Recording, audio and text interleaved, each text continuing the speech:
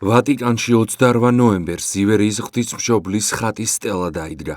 საზეიმო ღონისძიებას ესწრებოდნენ საქართველოს საგარეო საქმეთა მინისტრი ილია დარჩიაშვილი, ვატიკანში საქართველოს ელჩი ქეთევან ბაგრატიონი. ცერემონიას საქართველოს მართლმადიდებელი ეკლესიის წარმომადგენლებიც დაესწრნენ შემდეგი შემადგენლობით: საქართველოს საპატრიარქოს საგარეო ურთიერთობათა სამსახურის ხელმძღვანელი, ზუგდიდისა და ცაიშის მიტროპოლიტი გერასიმე, საქართველოს საპატრიარქოს მისიისა და ევანგელიზაციის სამსახურის ხელმძღვანელი, ჭიათურისა და საჩხერის მიტროპოლიტი დანიელი, თბილისის სასულიერო აკადემიისა და სემინარიის რექტორი, საქართველოს მართლმადიდებელი ეკლესიის პროტოპრესვიტერი გიორგი ზვიადაძე. ვატიკანის ტერიტორიაზე საქართველოს მხრიდან სტელის დადგმის ისტორია რამდენიმე წლის ურთიერთობებს მოიცავს. აღნიშნულის თაობაზე მის უწმინდესობასთან, რომის პაპ ფრანცისკესთან ჯერ ჩვენს ელჩს ქალბატონ ქეთევან ბაგრატიონს, შემდეგ კი საქართველოს პრეზიდენტს ქალბატონ სალომე ზურაბიშვილს ჰქონდათ საუბარი. თავდაპირველად არჩევანი წმინდა ნინოს გამოსახულებაზე შეჩერდა. შემდეგ კი ყოვლადწმინდა ღვთისმშობლის მოზაიკური სტელის დადგმა გადაწყდა, რადგან გამოყოფილ ტერიტორიაზე მხოლოდ ღვთისმშობლისადმი მიძღვნილი ძეგლის, სტელის ან მოზაიკის დადგმა არის განსაზღვრული. საქართველოს მხრიდან შეირჩა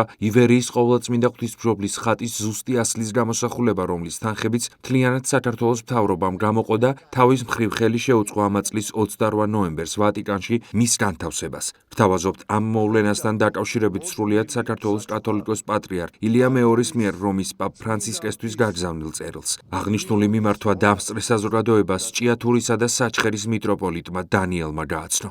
მაქვს პატივი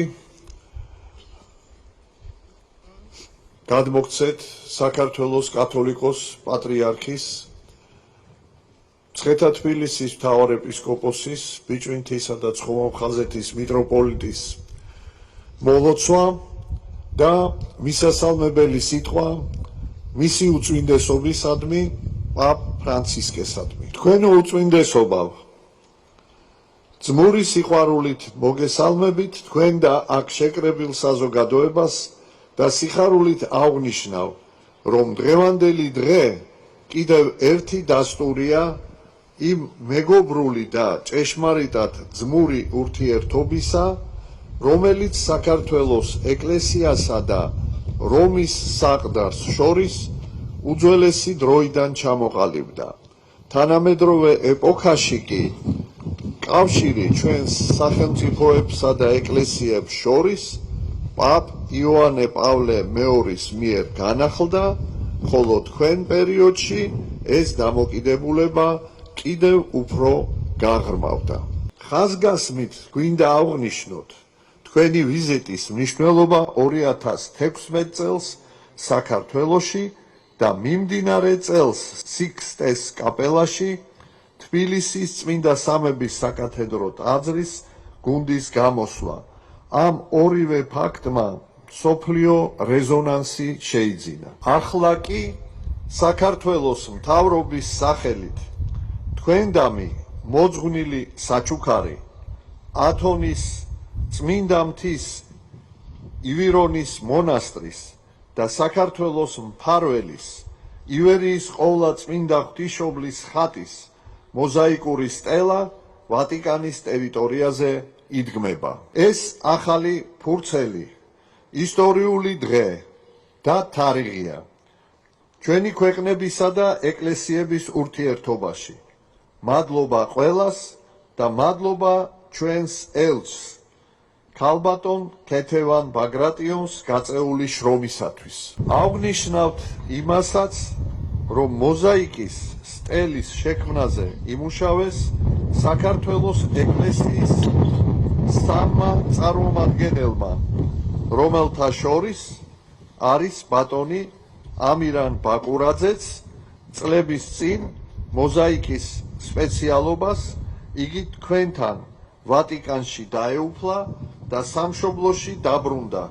საქართველოში კი უკვე არაერთი ტაძარი განაშვენა. თქვენო უწმინდესობავ, სასულიერო დასის წარმომადგენელნო, დანო და ძმანო, რომში და საერთოდ იტალიაში მცხოვრებნო, ჩვენო თანამემამულენო, ჯერა დღეს ხარობენ ძმები, წმინდა პეტრე მოციქული და წმინდა ანდრია პირველწოდებული, ჩვენს ეკლესიათა საფუძველ დამდებნი. შევთხოვთ მათ და ყოვლად წმინდა ღვთისმშობელს დაიცვან ჩვენი ქვეყნები, ჩვენი ეკლესიები და ხალხები და მშვიდობით აკურთხონ ისინი და მათი მეოხებით და ღვთისწყალობით მშვიდობამ დაისადგუროს ახლო აღმოსავლეთშიც, უკრაინასა და მთელ მსოფლიოში. ვიცით, რომ მრავალი ადამიანი ლოცულობს და იღბწის ამისთვის, საყოველთაო და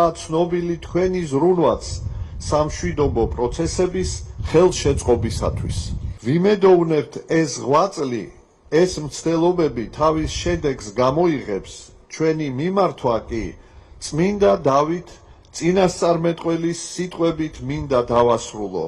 შენ ხარ ჩემი ლამპარი, უფალი განმინათლებს ბნელს, ინებოს ყოვლად წმიდა სამებამ, რომ თავისი ტახტი დაიდგას ჩვენს გულებში და ყველას განგვინათლოს ბნელი ილია მეორე, სრულიად საქართველოს კათოლიკოს პატრიარქი, მცხეთა თბილისის მთავარეპისკოპოსი, ბიჭვინთისა და ცხუმ აფხაზეთის მიტროპოლიტი.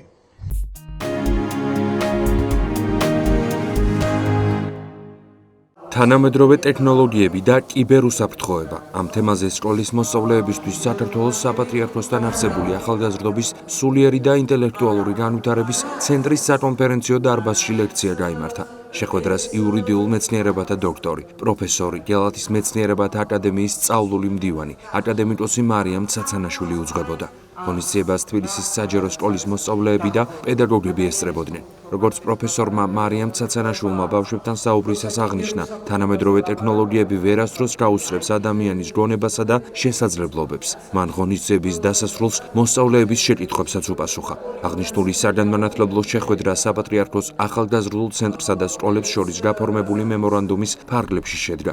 შეგახსენებთ, რომ საგანმანათლებლო შემეცნებითი ღონისძიებები უწმინდესისა და უნეტარესის, სრულიად საქართველოს კათოლიკოს პატრიარქის, მცხეთა თბილისის მთავარეპისკოპოსის და ბიჭვინთისა და ცხუმ აფხაზეთის მიტროპოლიტის ილია მეორის აღსაყდრებიდან 45 და დაბადებიდან 90 წლის საიუბილეო თარიღებს ეძღვნება. აღნიშნული ღონისძიებების მნიშვნელობაზე ისაუბრა სიტყვით გამოსვლისას ფილოლოგიისა და თეოლოგიის დოქტორმა, პროფესორმა, გელათის მეცნიერებათა აკადემიის აკადემიკოსმა, საპატრიარქოს ახალგაზრდული ცენტრის თავმჯდომარის მოადგილემ, დეკანოზმა ბიძინა გუნია. დღე გრძელობა და მზე გრძელობა საქართველოს პატრიარქს, რომელიც ყველა სფეროში აბსოლუტურად ხელს უწყობს საქართველოს განვითარებას, მის სულიერ წინსვლას და ასეთი დამოკიდებულებები, სადაც ჩვენ ახლა ვართ ახალგაზრდულ ცენტრში, მისი ინიციატივით არის და მე მრავალჯერ მქონია, როდესაც იხსნებოდა ახალგაზრდული ცენტრი, დაგვეწყო აქ ასეთი საჯარო ლექციები ახალგაზრდებისათვის. მას აქვს ერთხელ ნათქვამი, რომ აკადემიის მეცნიერებათა აკადემიის ღონისძიებებზე ახალგაზრდები ყოველთვის უნდა იყვნენ ჩართული. შეიძლება ისინი ყველა აკადემიკოსები არ გამოვიდნენ, მაგრამ ცოდნას აუცილებლად მიიღებენ და გზამ ყოველთვის ექნებათ, საიდაც უნდა იარონ.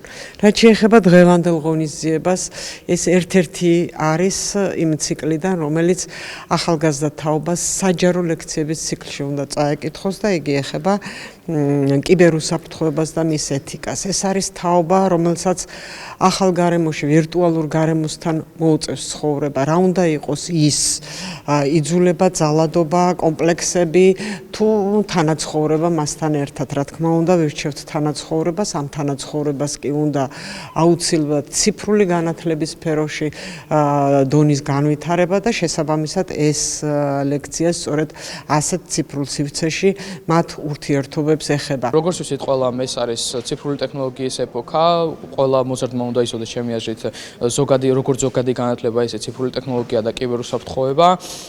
ჩემი აზრით ეს შეხვედრა იქნება ყველა მოზარდისთვის ძალიან პროდუქტიული, იმიტომ რომ განგვანათლებს ძირითადად ამ თემების შესახებ.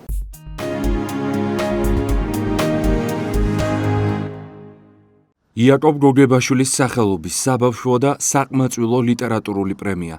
ამ სახელწოდების კონკურსის გამარჯვებულთა დაჯილდოების ცერემონია კოტე მარჯანიშვილის სახელობის სახელმწიფო დრამატულ თეატრში გაიმართა. კონკურსი საქართველოს კულტურის, სპორტისა და ახალგაზრდობის სამინისტროს მხარდაჭერითა და შემოქმედებითი საქართველოს ორგანიზებით 2023 წლის 14 მარტს გამოცხადდა. პროექტის მიზანია საბავშვო ლიტერატურის განვითარების ხელშეწყობა, საგამომცემლო სექტორის მხარდაჭერა და ახალი, ნიჭიერი ავტორების აღმოჩენა. კონკურსში 53 ავტორი და გამომცემლობა მონაწილეობდა. გამარჯვებულები გამოვლინდნენ 10 ნომინაციაში. ღონისძიება მუსიკალურად გააფორმეს ოზურგეთის საალტბარო სკოლის მოსწავლეებმა, ვაჟთა გუნდმა მძლევარმა და ანზორ ერქომაიშვილის სახელობის საქართველოს ხალხური სიმღერის ანსამბლმა მართვენ. შეგახსენებთ, რომ კონკურსი იაკობ გოგებაშვილის სახელობის საბავშვო და საყმაწვილო ლიტერატურული პრემიის მოსაპოვებლად წელს უკვე მესამედ გაიმართა. მინდა ყველა გამარჯვებულს, მწერალს, ილუსტრატორს, მთარგმნელს, მათ ვინც დაჯილდოდნენ სხვადასხვა ნომინაციაში, მივულოცო ეს წარმატება და მომავალი სხვა წარმატებები ვუსურვო. მადლობას ვეუბნები ასევე ჟიურის და მის ხელმძღვანელს ბატონ გურამ პეტრიაშვილს, რომელიც შესანიშნავი ხელოვანი და რაც მთავარია ცნობილი და კარგი საბავშვო მწერალია, ჩვენ მის ნაწარმოებებზე აღვიზარდეთ თავის დროზე და მადლობა მინდა ვუთხრა ასევე ოზურგეთის საალტბარო სკოლას, ანსამბლ მძლევარს და ჩვენს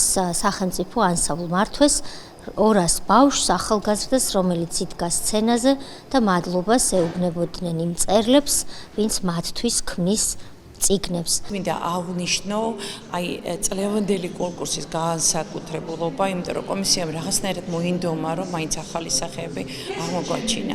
შემოსული მასალა, რაც შემოვიდა, უაღრესად საინტერესო იყო. მე აღვნიშნე კიდეც, რომ თარგმანში განსაკუთრებულად კარგი ნაწარმოებები იყო შემოსული. მინდა ვთქვა, რომ ამ კონკურსის გააზრებისათვის და მნიშვნელობისათვის, როგორი იქნება ეს კონკურსი ყოველწლიურად, მე ასე მგონია, რომ ბევრად იქნება დამოკიდებული შემოქმედების შემდგომი მუშაობა, მათი შემოქმედებითი წიაღსვლები, მათი დამოკიდებულება საერთოდ დაფასება მათი, ეს ყველაფერი ძალიან კარგ საფუძველს ქმნის იმისათვის, რომ საბავშვო ლიტერატურამ თავისი ნოყიერი ნიადაგი მოძებნოს და განავითაროს ის ხაზი, რომელიც ჩვენ გვაქვს.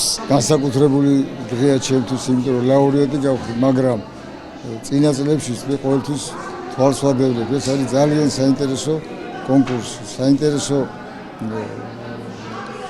იმის გამო, რომ ეს ეხება ბავშვებს, ჩვენი დამოკიდებულება, ჩვენი ქართული მწერლობა, ჩვენი როგორ და იაკობ გოგებაშვილის სახეს, იმ დიდ სახეს, იმ დიდ ამაყს, იმ დიდ წყვილს, რაც მან საშვილიშვილოდ დაუტოვა ქართველებს.